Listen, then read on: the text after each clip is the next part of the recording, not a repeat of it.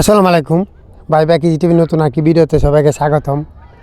আজকে আপনাদেরকে দেখাবো কিভাবে সাইলেজ তৈরি করা হয়, গরুর জন্য ভুট্টার সাইলেজ কিভাবে তৈরি করা হয় এবং কম খরচে কিভাবে সাইলেজ রাখা যায়। আজকের সম্পূর্ণ ভিডিওটি দেখলে বুঝতে পারবেন। ভিডিওটি না টেনে আশা করি সম্পূর্ণ ভিডিওটি না টেনে দেখবেন। আসলে আপনারা যারা আমার ভিডিও দেখেন জানেন আমি 6 বিঘা জমি ভুট্টা করছি। 6 বিঘা জমিনের মধ্যে 3 বিঘা জমি গরুর জন্য সাইলেজ তৈরি করব এবং 3 বিঘা জমি আমি ভুট্টা তৈরি করব গরুর জন্য। যেহেতু আমার 10-12টা গরু আছে তাই নিজেই সাইলেজ তৈরি করব। কিভাবে ভুট্টা সাইলেজ তৈরি করি আর কম করে যে কীভাবে সাইলেজ তৈরি করা যায় আপনারা ভিডিওটি দেখলে বুঝতে পারবেন।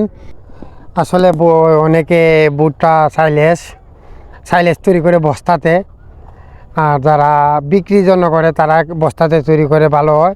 আর যারা আমার মতন ছোটোখাটো গরু খামার আছে, বোধহয় 10-12টা গরু পালেন, তারা তো ভুট্টা সাইলেজ করতে চান, এইটা যে তাদের জন্য সহজ পদ্ধতি।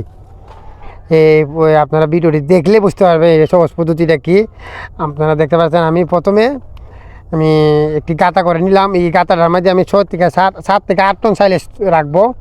আর এই গাঁথাটা লম্বায় হলে 20 ফুট, ফাঁসে 12 ফুট গাঁথাটা করে নিলাম। আর গর্ত করলাম প্রায় 3 ফুটের মতন, 2.5 ফুটের মতো গাঁথাটা করলাম আমি।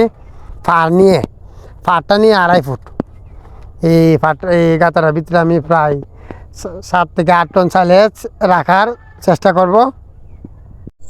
এবং গাঁথাতে ভালোভাবে পলিথিন দিয়ে দিতে হবে নিচ থেকে, যাতে কোনো রকম বাতাস না ঢুকতে পারে। আর পলিথিন ভালোভাবে নিচে দিয়ে দিবেন। একটা পলিথিন একবার নিচ থেকে রাখবেন এক সাইড দিয়ে, যাতে উপর শুদ্ধ হয়ে যায়। এটা ভালোভাবে মনে রাখবেন। আপনারা যারা মাটি যদি মিলে গাঁথা করে সাইলেজ করেন, অবশ্যই একটা পলিথিন আপনারা বড় করে রাখতে হবে, যাতে উপর শুদ্ধ হয়ে যায়, ঘুরে যায়। তারপরে দিয়ে দিলাম। দেওয়ার পরে এই যে আমি ভুট্টা গাছগুলি মিশিংয়ে শর্পিং করলাম, মিশিংয়ে কাটার পরে এই যে গাঁথাতে ভুট্টা গাছ দেওয়া শুরু করলাম। এবং যত ফর্তন দিছি প্রত্যেকটা ফর্তনে আপনারা ভালোভাবে ফাড়া দিতে হবে, যাতে কোনো রকম বাতাস এই ভুট্টা গাছে না ঢুকে, মানে এই গাঁথাতে না ঢুকে এবং কোনো গ্যাপ না থাকে। গ্যাপ তাহলে কিন্তু আপনার সাইলেজ নষ্ট হয়ে যাবে। প্রথমে আমি বারিন্দাতে বাংলাম অর্ধেক, তারপরে আমি মিশিং বা লত লাগাইয়া মিশিং একবার গাঁথার ফাড়ে নিয়ে আসলাম। গাঁথার ফাড়ে নিয়ে আইসা তারপর এখান থেকে বাংলাম, যাতে একবারে এত টানটায় না করানো লাগে। এখান দিয়ে মিশিংয়ে বাংতাছে, এখান দিয়ে আমি দিয়ে ভালোভাবে মেলাই দিয়া কিছুক্ষণ পর 7-8 জন নিয়ে পাড়া দিলাম, বলতে ভালোভাবে ফাইরা দিলাম। কারণ ফাড়া না দিলে কিন্তু ভালোভাবে তো সাইলেজটা না বয়, কোনো গ্যাপ থাকে কিন্তু আপনার সাইলেজ নষ্ট হয়ে যাব। এতগুলো সাইলেজ আমার এই গাঁথাটার মধ্যে 7 থেকে 8 টন সাইলেজ মিল করছি গাঁথাটা আমি। তারপরে এটা দেখতে পাচ্ছেন একটি কলা গাছ দিয়ে দুর্মুজ দিতে পারবেন, এবং কলা গাছ দিয়ে ভালোভাবে কলা গাছটি উপরে দিয়ে এটা ফাড়া দিয়ে সুন্দরটি ফাড়া দিয়ে, এবং যদি যত বেশি মানুষ থাকে তত ভালো, উপরে ফাড়া দেওয়া হবেন। যত মানুষ থাকে ততই ভালো।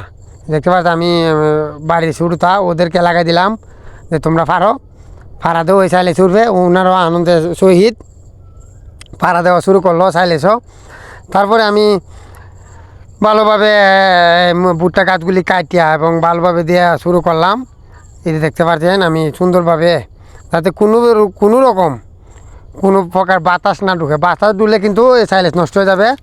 আর এইভাবে সাইলেজ রাখা হইলে যারা 10-12টা গরু পালে তাদের জন্য উত্তম বাড়িতে। আর সাইলেজ গুণগত মান নিয়ে আর একটি ভিডিও আপনাদেরকে দেখাবো, সাইলেজ খাওয়াইলে গরুর জন্য কতটি উপকার।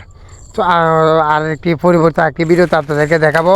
তারপর আমি কাগজটা ভালোভাবে দিয়ে দিলাম, ভালোভাবে দিয়ে তারপরে কাগজে উপরে মাটি দিয়ে দিলাম। এই আপনাদেরকে বলছিলাম যে একটা কাগজ বড় করে রাখতে হবে। তারপর এই কাগজটি বালতে ঘুরে দিয়ে উপরে মাটি দিয়ে দিলাম সুন্দরভাবে, যাতে কোনো বাতাস না ঢুকে। বাতাস ঢুকলে কিন্তু আমাকে সাইলেজগুলো নষ্ট হয়ে যাবে। আজকে এই উদ্দেশ্যে আজকে ভিডিওটা করা। ভিডিওটি কে কোথা থেকে দেখছেন অবশ্যই কমেন্ট করে জানাবেন। এবং সাইলেজের বিষয়ে কোনো প্রকার যুক্তি পরামর্শ চাইলে আমার নিতে পারেন। আমি অবশ্যই কমেন্ট বক্সে আইসা নাম্বার দিয়ে দিবেন, তখনই আপনাদের সাথে আমি যোগাযোগ করার চেষ্টা করব। আর কীভাবে সাইলেন্স করা লাগে আপনাদেরকে আমি সম্পূর্ণ ফোনেতে বলে দিব। আর আমার সাইলেন্সটি কেমন হলো পরবর্তীতে একটি ভিডিও করে আপনাদেরকে দেখাবো।